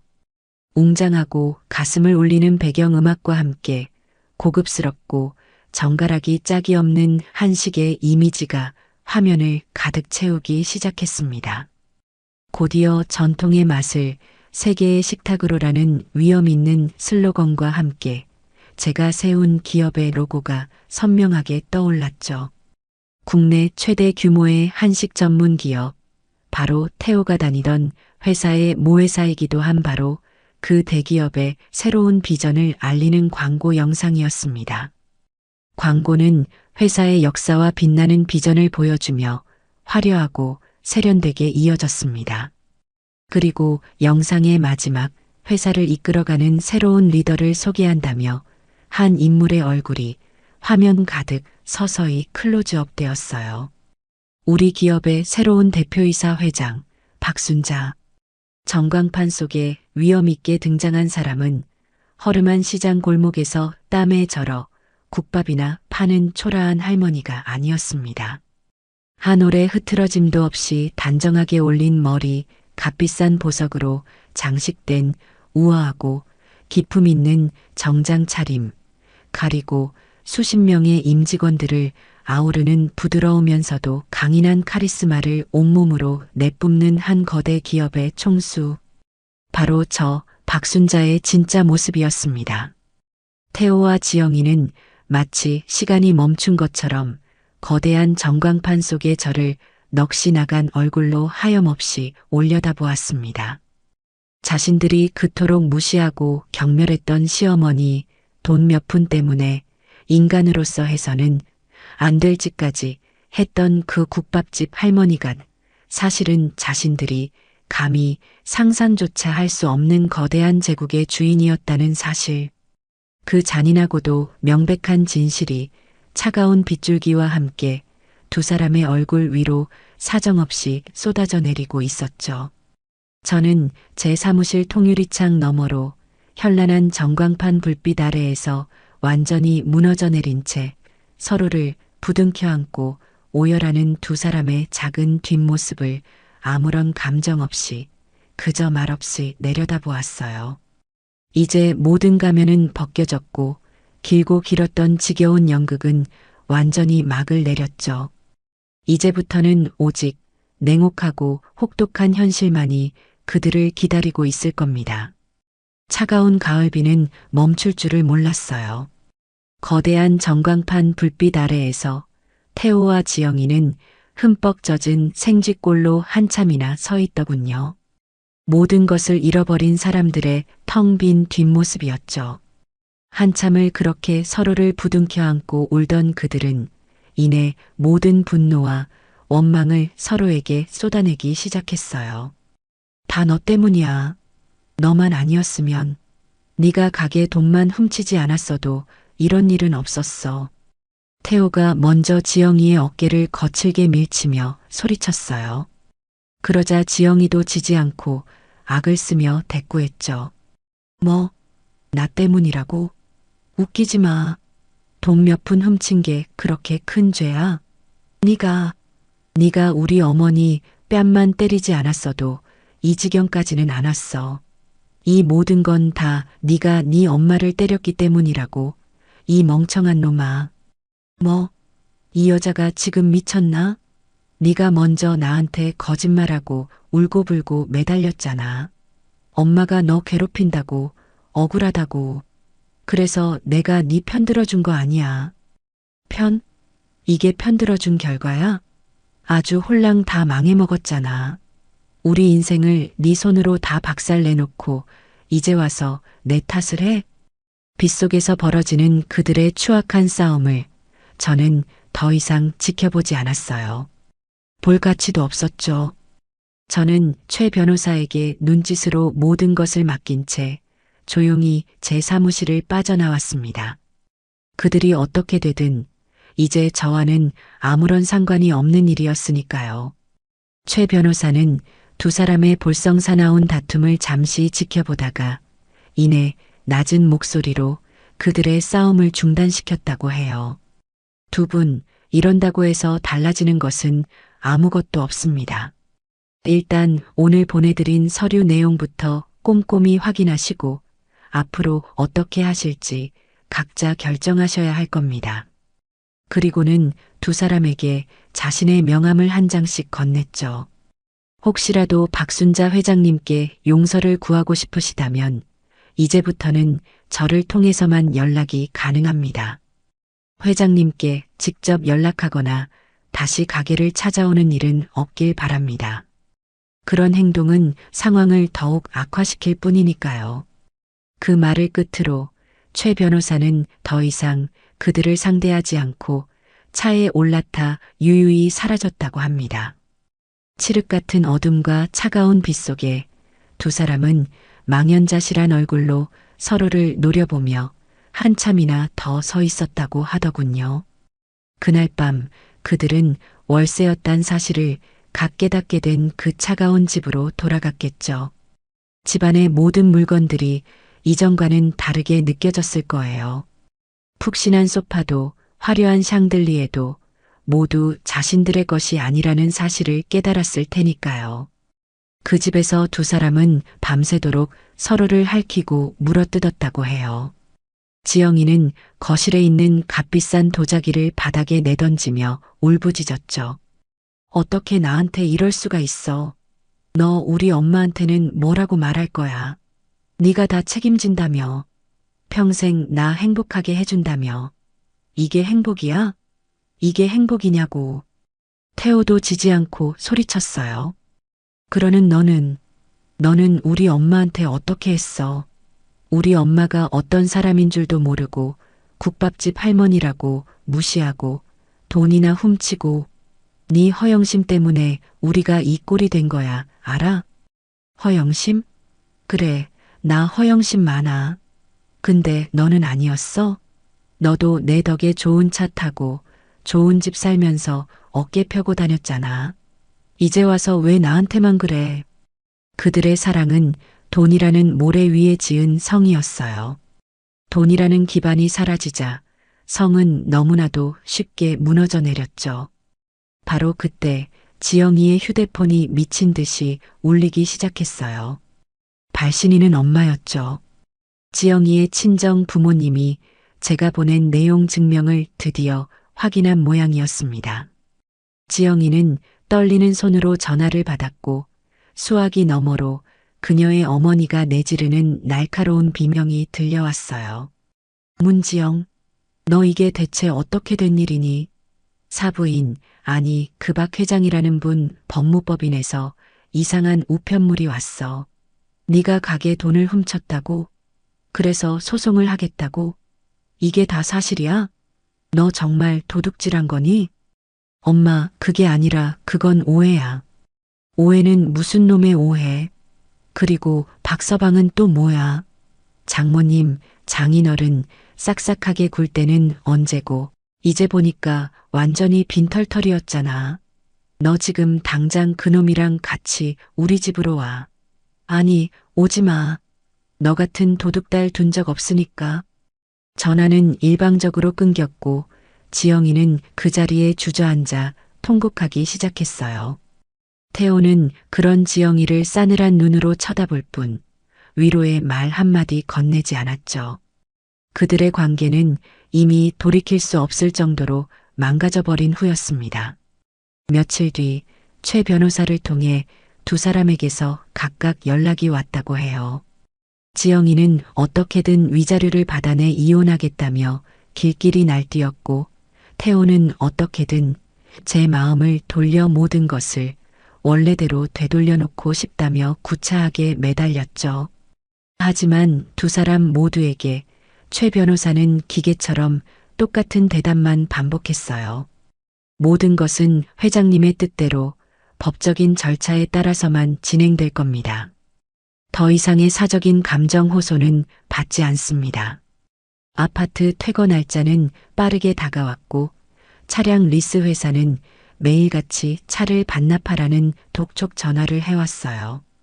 태호는 결국 대기 발령 상태에서 버티지 못하고 회사에 사직서를 제출했죠. 지영이는 맘카페에서 완전히 제명당했고 그녀와 어울리던 모든 친구들은 그녀의 연락처를 차단해버렸습니다. 그들이 누리던 세상은 그렇게 한 조각 한 조각 완벽하게 부서져 내리고 있었어요. 결국 두 사람은 이혼 서류에 도장을 찍었어요. 제가 그들에게 주었던 모든 것들이 사라지자 그들이 함께 있어야 할 이유도 함께 사라져버린 거죠. 이혼 조정 기일은 아주 짧고 간단하게 끝났다고 해요. 최 변호사의 사무실에 마주 앉은 두 사람은 더 이상 서로를 쳐다보지도 않았다고 합니다. 두 분 재산 분할에 대해 합의하셨습니까? 최 변호사의 사무적인 질문에 지영이가 먼저 날카롭게 쏘아붙였어요. 합의는 무슨 합의요? 이 남자는 가진 게 아무것도 없는 빈털털이에요. 저 아파트, 저 차 전부 다 저 남자 것이 아니었다고요. 제가 이 결혼 생활 동안 입은 정신적인 피해에 대한 위자료나 두둑하게 챙겨줘야 하는 거 아니에요? 그러자 태호가 기가 막힌다는 듯 헛웃음을 치며 대꾸했죠. 위자료? 정신적 피해? 야, 문지영. 너 정말 양심이라는 게 없구나. 이 모든 사태를 누가 만들었는데? 네가 우리 엄마 돈만 훔치지 않았어도, 아니, 네가 나한테 와서 거짓 눈물만 흘리지 않았어도 우린 이렇게 안 됐어. 위자료를 받아야 할 사람은 바로 나야. 뭐? 거짓 눈물? 너는 그게 거짓말인 줄도 모르고 좋다고 속아 넘어간 등신이잖아. 누가 누굴 탓해? 두 사람의 유치한 싸움은 최 변호사의 한마디에 의해 중단되었어요. 두 분 모두에게는 어떠한 재산 분할도 위자료 청구권도 인정되지 않을 겁니다. 최 변호사는 미리 준비해둔 서류들을 테이블 위에 펼쳐놓았죠. 문지영 씨, 박태호 씨와 혼인 기간 중에 사용하신 카드 내역입니다. 전부 박순자 회장님의 법인 카드로 생활비라고 보기 어려운 사치품 구매 내역이 대부분이군요. 이는 부당이득에 해당하며 회장님께서 반환을 요구하실 경우 모두 갚아야 할 빚입니다. 그리고 박태호 씨, 이 아파트와 차량은 회장님께서 호의로 제공하신 것이지 증여하신 것이 아닙니다. 따라서 분할할 재산 자체가 존재하지 않습니다. 냉정한 현실 앞에서 두 사람은 아무런 말도 하지 못했어요. 결국 그들은 재산 분할 한 푼 없이 서로에게 어떠한 책임도 묻지 않는 조건으로 이혼 서류에 도장을 찍었죠. 법원을 나오는 두 사람은 완전히 남남이 되어 뒤도 한번 돌아보지 않고 각자의 길로 걸어갔다고 합니다. 그들이 그렇게 서로를 물어뜯으며 추락하는 동안 저는 새로운 시작을 준비하고 있었어요. 저는 제 모든 것이 시작되었던 그 작은 국밥집을 완전히 허물고 그 자리에 새로운 건물을 올리기 시작했죠. 하지만 그곳은 더 이상 국밥을 파는 가게가 아니었어요. 회장님, 정말로 이 모든 걸 아무런 대가 없이 진행하실 겁니까? 최소한의 가맹비나 교육비는 받아야 저희도 유지가 가능합니다. 새로운 프로젝트의 총괄 책임자가 된 김 이사가 걱정스럽게 물었어요. 저는 웃으며 대답했죠. 김 이사, 내가 돈 벌려고 이거 하는 것 같아 보여? 나는 돈은 벌 만큼 벌었어. 이제는 내가 받은 걸 세상에 좀 돌려주고 싶을 뿐이야. 저는 제 국밥집을 저처럼 아무것도 가진 것 없이 맨주먹으로 시작해야 하는 여성 가장들을 위한 창업교육센터로 만들기로 결심했어요. 제가 평생을 바쳐 터득한 육수 비법부터 손님을 대하는 법, 장부를 정리하는 법까지 제 모든 노하우를 아무런 조건 없이 전수해서 그들이 제2의 인생을 시작할 수 있도록 돕는 사업이었죠. 첫 번째 교육생은 남편의 사업 실패로 하루아침에 길거리에 나앉게 된 30살의 젊은 엄마였어요. 어린 딸의 손을 잡고 제 사무실을 찾아온 그녀는 눈물을 글썽이며 제게 말했죠. 회장님, 저 정말 아무것도 할 줄 아는 게 없어요. 식당에서 설거지 아르바이트도 해봤지만 아이 때문에 오래 할 수도 없고요. 정말 이대로 죽어야 하나 싶을 때 회장님 이야기를 들었어요. 제게도 기회를 주실 수 있을까요? 저는 그 젊은 엄마의 떨리는 손을 따뜻하게 잡아주었어요. 기회는 내가 주는 게 아니에요. 스스로 잡는 거지. 나랑 같이 한번 해봅시다. 내가 굶어 죽지는 않게 해줄 테니 대신 죽을 각오로 한번 배워봐요. 그렇게 제 새로운 사업이 시작되었어요. 언론에서는 제 이야기를 대서특필했고 사람들은 저를 복수의 눈이 먼 매정한 엄마가 아니라 자신의 성공을 사회에 환원할 줄 아는 진정한 기업가라고 불러주었죠. 전국 각지에서 저를 돕고 싶다는 후원의 손길이 답지했고 저는 제 이름을 건 작은 재단을 설립하기에 이르렀습니다. 그들이 제 인생에서 사라지고 난 뒤 제게는 비로소 평화가 찾아왔어요. 하지만 그들이 마주한 현실은 지옥 그 자체였겠죠. 이혼 후 지영이는 당장의 생활비를 벌기 위해 작은 식당의 주방 보조로 취직했다고 해요. 평생 고무장갑 한 번 제대로 껴본 적 없던 곱디고 온 손으로 뜨거운 김이 뿜어져 나오는 주방에서 하루 종일 그릇을 닦고 역한 냄새가 나는 음식물 쓰레기를 치우는 신세가 된 거죠. 자기가 그토록 경멸하고 무시했던 바로 그 삶을 이제는 스스로 살아가야만 하는 처지가 된 거예요. 태호는 모든 것을 잃고 난 뒤 연고도 없는 지방의 작은 원룸으로 거처를 옮겼다고 들었어요. 번듯한 대기업 과장이었던 그는 이제 낮에는 먼지 날리는 건설 현장에서 무거운 자재를 나르고 해가 지면 오토바이를 타고 음식을 배달하며 하루하루를 위태롭게 살아간다는 소식을 최 변호사를 통해 전해 들었죠. 그들은 이제야 비로소 땀 흘려버는 돈만원 한 장이 얼마나 무겁고 귀한 것인지를 온몸으로 배우고 있을 테고요. 그것이 제가 그들에게 가르쳐주고 싶었던 가장 혹독하고도 절실한 가르침이었어요. 저는 그들이 그렇게 각자의 죗값을 치르며 조용히 잊혀갈 거라고 생각했어요. 하지만 제가 한 가지 간과한 게 있었죠. 궁지에 몰린 뱀은 마지막 발악으로 어떻게든 상대를 물어뜯으려 한다는 사실을요. 그리고 그 뱀의 독은 제가 생각했던 것보다 훨씬 더 지독했습니다. 사건의 시작은 한 온라인 동영상 플랫폼에서였어요. 어느 날 자극적인 이슈들만 골라 다루는 것으로 유명한 한 채널에 영상 하나가 올라왔죠. 제목 한 국밥집 할머니의 두 얼굴 재벌 회장 시어머니의 며느리 인권 유린 실태 고발. 영상은 모자이크 처리된 한 젊은 여성의 흐느낌으로 시작되었어요. 누가 봐도 지영이었죠. 지영이는 눈물로 얼굴을 범벅한 채 자신이 얼마나 억울하고 비참한 일을 당했는지를 토해냈습니다. 저는 그냥 평범한 며느리였어요. 시어머니 가게 일을 돕는 게 당연하다고 생각했죠. 그런데 어머니는 저를 처음부터 탐탁지 않게 여기셨어요. 영상 속에서 지영이는 모든 사실을 교묘하게 비틀고 왜곡했어요. 가게에서 돈이 빈 것은 자신이 훔친 것이 아니라 평소 용돈을 제대로 주지 않던 시어머니에게 생활비가 부족해 잠시 빌렸던 것뿐이라고 주장했죠.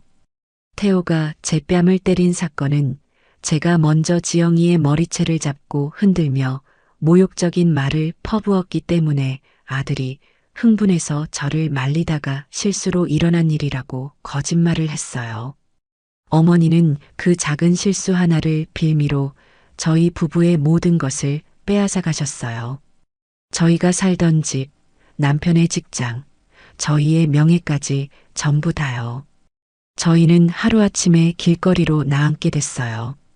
단지 그분이 가진 돈과 권력이 저희보다 훨씬 더 강하다는 이유만으로요. 영상은 제가 그동안 이룩한 기업의 성공 신화를 보여주며 저를 피도 눈물도 없는 냉혹한 재벌 회장으로 포장했어요. 그리고 지영이를 그 거대한 권력에 의해 모든 것을 잃고 짓밟힌 사회적 약자이자 피해자로 둔갑시켰죠. 영상은 순식간에 수백만 조회수를 기록하며 인터넷을 뜨겁게 달구었습니다. 사람들의 반응은 폭발적이었어요. 와, 진짜 소름 돋는다. 국밥으로 성공한 서민 할머니인 척하더니 뒤로는 저런 짓을 하고 다녔네. 며느리가 돈 몇 푼 썼다고 아들 인생까지 망쳐놓는 게 정상적인 시어머니냐? 저 기업 제품 불매운동해야 하는 거 아니에요? 저런 비윤리적인 기업은 망해야지. 여론은 순식간에 저에게 등을 돌렸습니다. 제가 심혈을 기울여 시작한 창업지원재단은 이미지 세탁용쇼라는 비난에 휩싸였고 회사 홈페이지와 제 개인 SNS에는 입에 담을 수 없는 악성 댓글들이 쉴 새 없이 쏟아졌죠. 심지어 가게 앞까지 찾아와 욕설을 퍼붓고 오물을 투척하는 사람들까지 생겨났습니다. 최 변호사와 김 이사는 당장이라도 허위사실 유포로 지영이를 고소하고 언론에 공식적인 반박 자료를 내야 한다며 길길이 날뛰었어요. 회장님, 이대로 보고만 계실 겁니까? 저 여자의 거짓말 때문에 평생 쌓아 올리신 명예가 하루아침에 땅에 떨어지고 있습니다. 당장 법적으로 대응해야 합니다. 저런 악의적인 영상은 지금 바로 삭제 조치를 요청하고 관련자들을 전부 법정에 세워야 합니다. 하지만 저는 이상할 정도로 침착했어요. 오히려 고개를 저으며 그들을 말렸죠. 아니, 지금은 가만히 있어. 저건 지영이 혼자 꾸민 일이 아닐 거야. 그리고 저 아이가 저렇게까지 나오는 데는 분명 다른 이유가 있을 테지. 제 예상은 틀리지 않았어요. 며칠 뒤 최 변호사에게서 태호의 소식이 들려왔습니다. 막노동과 배달일을 전전하며 피폐한 삶을 살던 태호가 지영이의 연락을 받고 다시 그녀와 합쳤다는 거였죠. 지영이는 태호에게 이렇게 속삭였다고 해요. 태호 씨, 우리가 이렇게 무너질 수는 없잖아. 지금 여론은 전부 우리 편이야. 사람들은 우리가 약자라고 생각하고 있어. 이 기회를 잘 이용하면 우리는 모든 것을 되찾을 수 있어. 아니, 예전보다 훨씬 더 많은 것을 얻어낼 수도 있다고. 지영아, 그게 정말 가능할까? 어머니가 보통 분이 아니시잖아. 걱정 마. 내가 다 계획이 있어. 태호 씨는 그냥 내 옆에서 슬픈 표정으로 눈물만 흘리면 돼. 사람들은 진실 같은 거 관심 없어. 그저 더 불쌍하고 더 자극적인 이야기에 열광할 뿐이라고. 결국 태호는 지영이의 달콤한 유혹에 또다시 넘어가고 말았어요. 그들은 변호사를 선임하고 언론 인터뷰를 자청하며 본격적으로 저를 공격하기 시작했죠. 태호는 카메라 앞에서 눈물을 글썽이며 자신이 얼마나 어머니에게 억압받아 왔는지, 사랑하는 아내를 지키기 위해 어쩔 수 없이 잘못된 선택을 할 수밖에 없었다며 동정심을 유발했어요. 그들의 연극은 아주 성공적이었습니다. 세상은 완벽하게 그들의 편이 되어 저를 비난했죠. 회사의 주가는 연일 폭락했고 제가 공들여 키워온 브랜드 이미지는 회복 불가능할 정도로 훼손되었습니다. 저는 제국을 세운 지 20년 만에 가장 큰 위기를 맞이하고 있었어요. 하지만 저는 여전히 이상할 정도로 두렵지 않았습니다.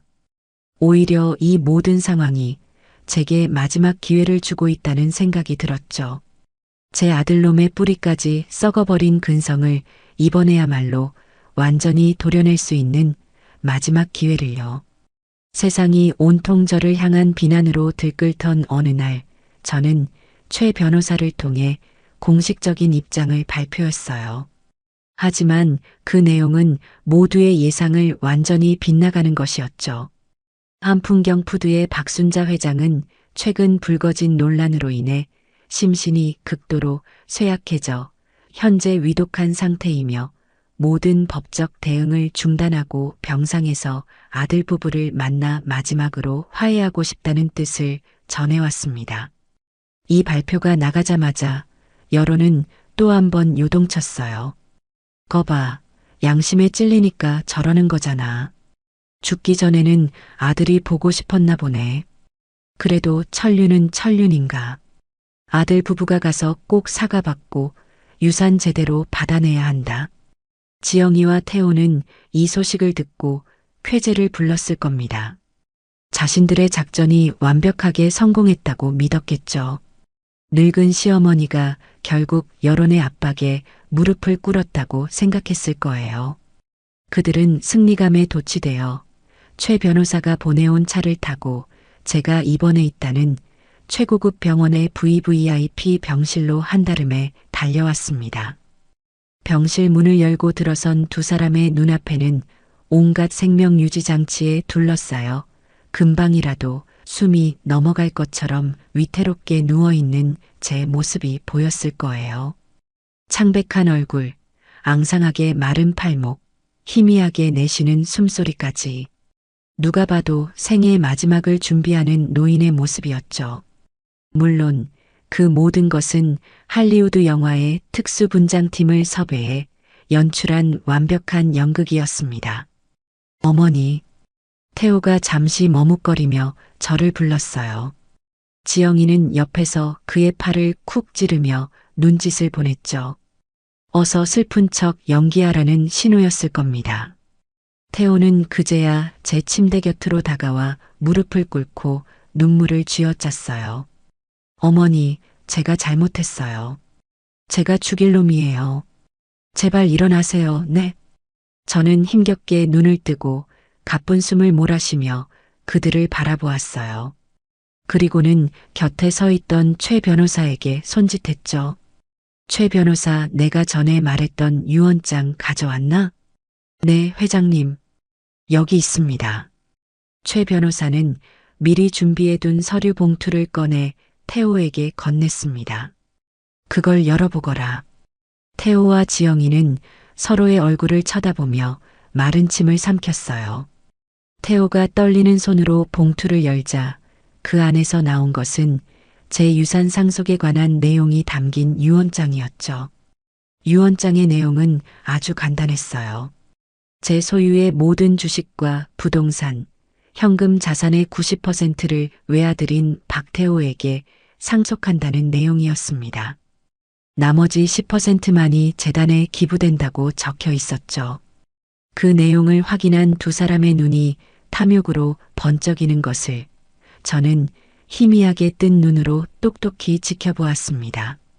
어머니, 이게 정말이에요? 그래, 내가 평생 모은 것들이다.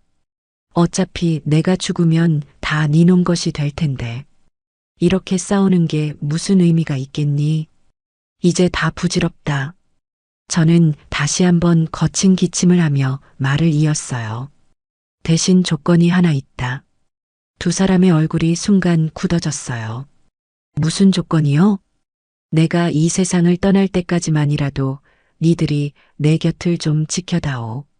태호, 너는 다른 일 다 그만두고 여기서 24시간 내내 나를 간병해라. 네 손으로 직접 나를 돌봐달란 말이다. 그리고 지영이, 너는 그동안 세상에 떠들었던 모든 거짓말들을 바로잡아야 한다.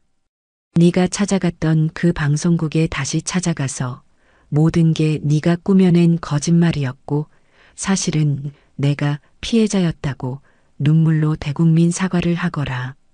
그리고 그 증거로 내가 눈 감는 날까지 우리 회사 본사 1층에 있는 구내식당에 내려가서 매일같이 설거지 봉사를 하렴. 네가 진심으로 뉘우치고 있다는 걸 세상 사람들이 다 알 수 있도록 말이다. 제 말이 끝나자마자 두 사람의 표정이 아주 미묘하게 하지만 분명하게 일그러졌어요. 그토록 원하던 막대한 유산을 눈앞에 두었지만 그 조건이 자신들의 생각과는 전혀 달랐기 때문이겠죠. 지영이가 먼저 조심스럽게 입을 열었어요. 어머니, 물론 어머니를 돌봐드리는 건 당연히 저희가 해야 할 일이죠.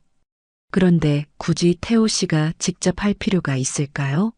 상속받을 돈으로 국내 최고의 간병인 팀을 고용해서 밤낮으로 어머님을 돌보게 하는 게 훨씬 더 효율적이지 않을까요? 태호 씨는 어머님이 물려주실 그 큰 회사를 경영할 준비를 해야 하잖아요. 옆에 있던 태호도 거들었어요. 맞아요, 어머니. 지영이 말대로 제가 옆에 있는 것보다 전문가들이 돌봐드리는 게 어머님 건강에도 훨씬 더 좋을 거예요. 그리고 지영이가 방송에 나가서 사과하는 건 좀 그렇지 않아요? 이미 여론이 우리 쪽으로 다 기울었는데 갑자기 말을 바꾸면 사람들이 우리를 아주 우습게 볼 거예요. 저희 명예도 있고요. 지영이는 한술 더 떴죠. 네, 어머니. 그리고 제가 굳이 그 회사 구내식당에서 설거지를 해야 할까요?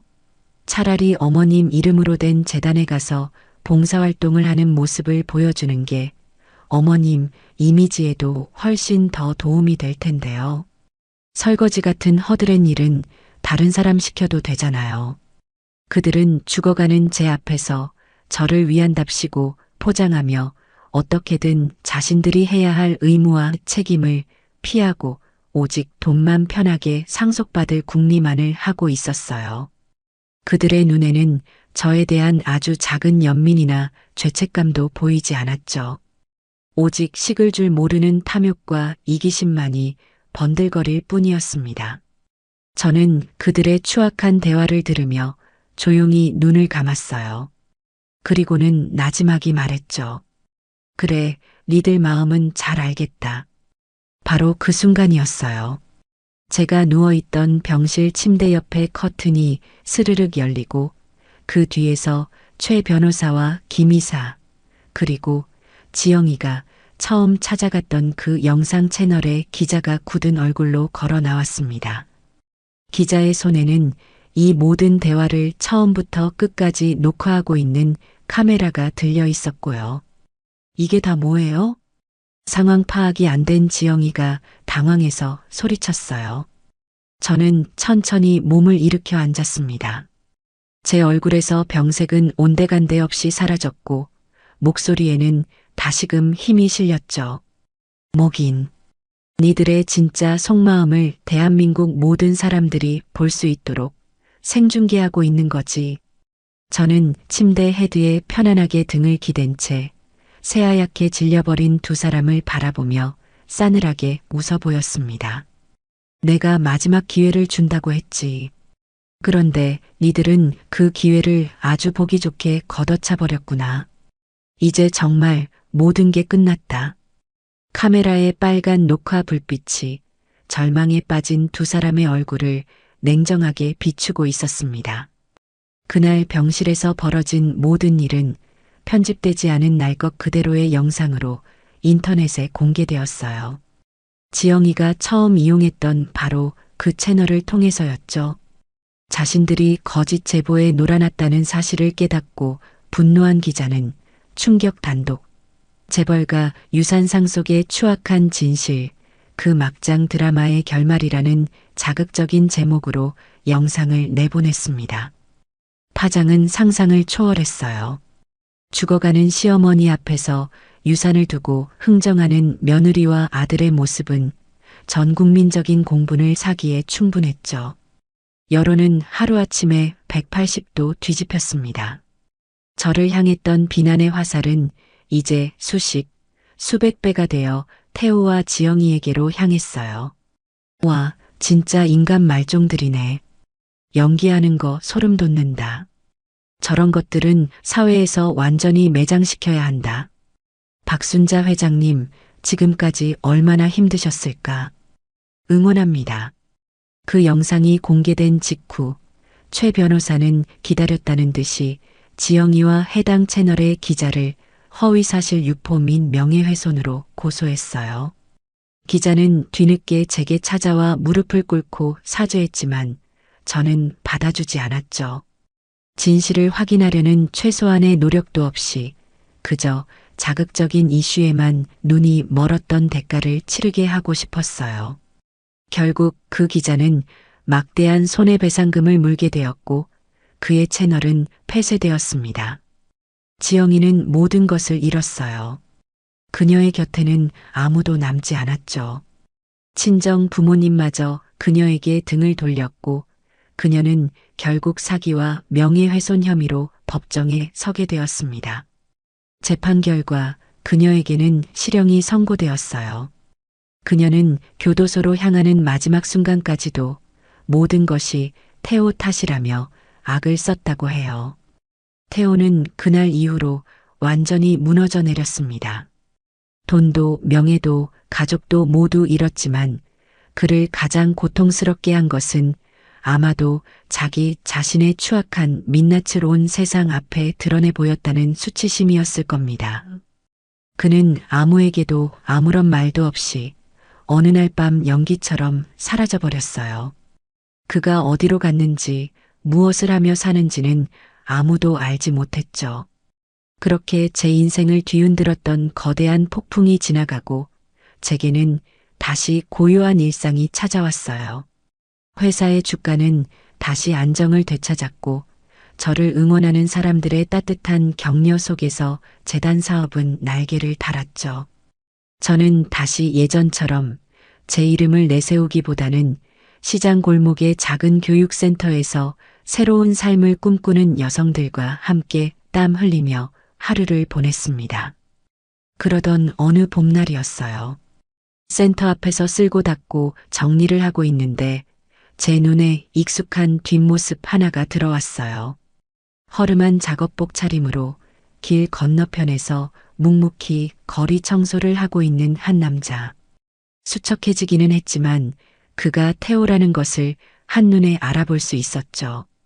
그는 더 이상 번쩍이는 외제차를 몰던 대기업 과장이 아니었어요.